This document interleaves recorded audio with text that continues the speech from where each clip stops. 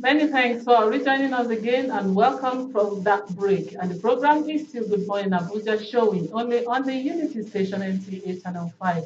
And on to our very first conversation on the program this morning.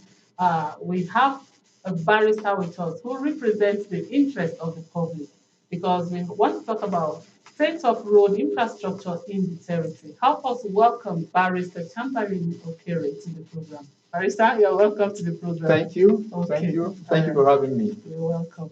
It gladdens our hearts to know that you are a barrister and you represent the interest of the public. And that is why we are looking at this area this morning. We all know that local government is said to be the closest government to the grassroots. Hence, development is most impactful in this area. Do you agree with that? What do you have to say about that? I actually agree. Okay. As long as corruption and financial misappropriation is being checked, Okay. the local government becomes a safe haven for citizens at the grassroots. Okay. And I think apart from that, it should be a general thing. You know, when you talk about grassroots, Yes. it gets to the The least. common one. Yeah, it gets to the least person in the society, Okay. and you get it. And one factor that fights this is will keep on being corruption and financial misappropriation. Okay. All right. Talking about dividends of democracy, we all know that people still yearn for more. Yeah. Yes. I want you to talk to us more about that. Okay. Bringing it down to the grassroots, since we're talking about Okay. grassroots. You know, I will. You know, the legal framework. Okay. There is a concept called the social contract theory. Social contract theory. Yes. Now, it is a situation whereby the citizens are made to give up some of their rights Okay. in exchange for the states, the government, Okay. to protect their lives and properties. So it is just like a contract between the citizens and the states. So where the citizens have given up their rights, something like rights to take laws into their hands, right to protect themselves. You know, you have a right to protect yourself against any intrusion, and some other civic duties that the contract also stipulates that they should do. Now, once the citizen has done that, the state on its own owe them these protection of their lives, of their properties. And that is why the motto of the police is protection of life and property. Because this is the commitment the state has promised to the citizens. And the truth is that the state is actually trying in doing their part. Because we have seen them provide the police, provide the EFCC for corruption, provide the ICPC for this. So, but why people yearn for dividends of democracy is that though these finances are being released, it comes into the hands of the people and is being diverted. Corruption comes, is being diverted. So now it's like the police now, they cannot protect life and property without finances. Now, if you see that place, you will find out that the main police division is there. There is no road. That road has been bad for over 9 years. The road has spoiled all the cars of the police. So how can they protect your life? How can they protect when there's an emergency?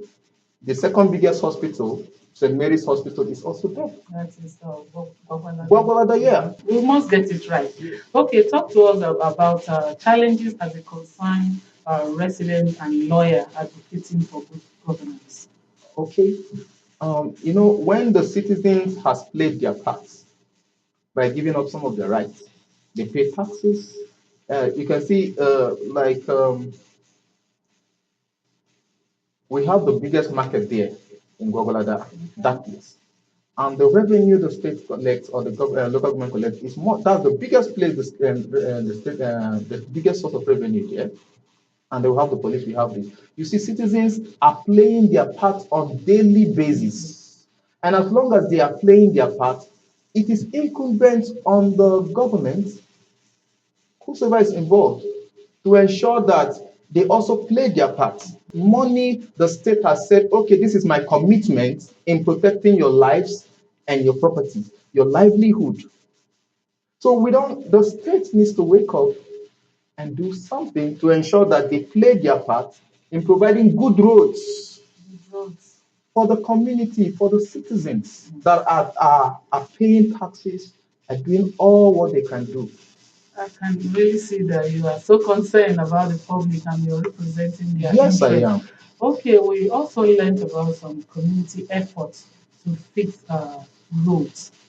You know, we decided to use Gwagwalada like a case study this morning. There are other places within the municipalities that you see community efforts like that in trying to fix the road. You know, they say you can't wait for government to do all for Yeah, you. yeah. So we wanted to react to that. Now, you see, the problem with all these things is that many shops there have closed and relocated.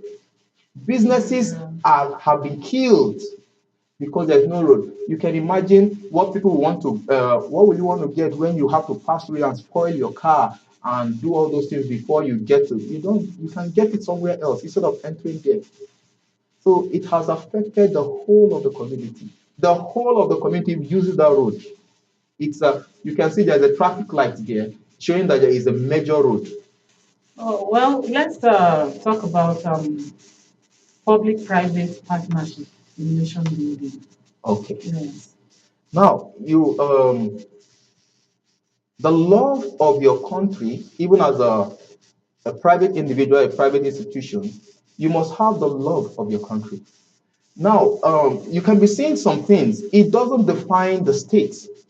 You can be seeing some actions by a few corrupt people. It doesn't define what your state is. So your state wants you to be fine. Your state wants you to be protected. Your state wants to provide your basic needs. But there are people who are there to fight the efforts of the states.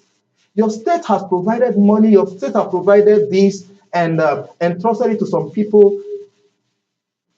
But there are some people who say, no, this whole money can come to me. You get it? So for the love of your country, for the love of your state, you should be able to partner with the state to ensure that the will of the state is enforced. If the state says, yes, I want to do a road for you, and you know that, yes, something has, it is for you to speak out and say, the road that you gave money for has not been done. The private needs to partner with the public, needs to partner with the state, so that the contract, the commitment of the state wants to, because when you want to look at it, the state is committed.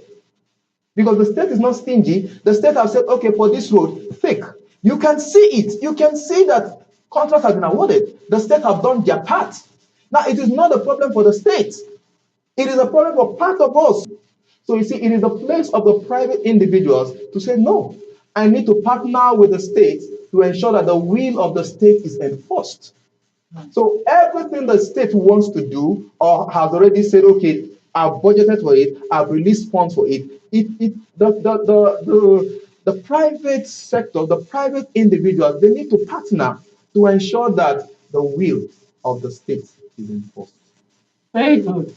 Okay, quickly before we go, moving forward and trying to resolve things and get results because that is what we are yearning for.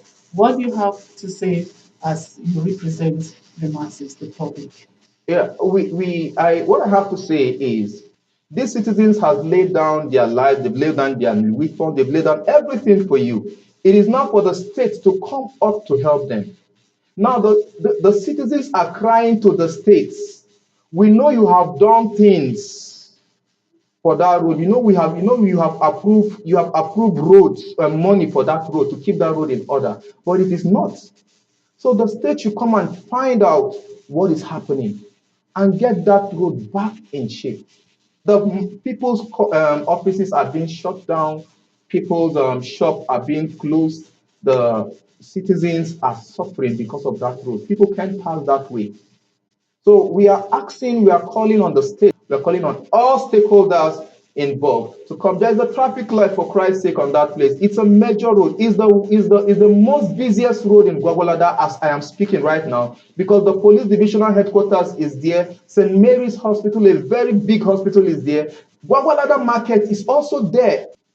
We are asking the states, we are asking the government to come to that road, to come to the aid of people who cannot speak for themselves, and ensure that that road is kept in order so that development can continue. And continue. Thank you so much for your time with us this morning. And because you represent the interest of the masses, they've heard your yearning this morning. And what we need is results. We need results. We need results. Yes. Thank you so much for your time with us this morning. Thank you for having me. You. Thank you so much. Yes, that is the voice of Barrister Chamberlain Okere, who is the public interest lawyer. He has talked to us about yearnings and how we can get results. All we need is to get results. Now let's go on this quick break. When we come back, we'll have more for you on the program. Stay with us, please.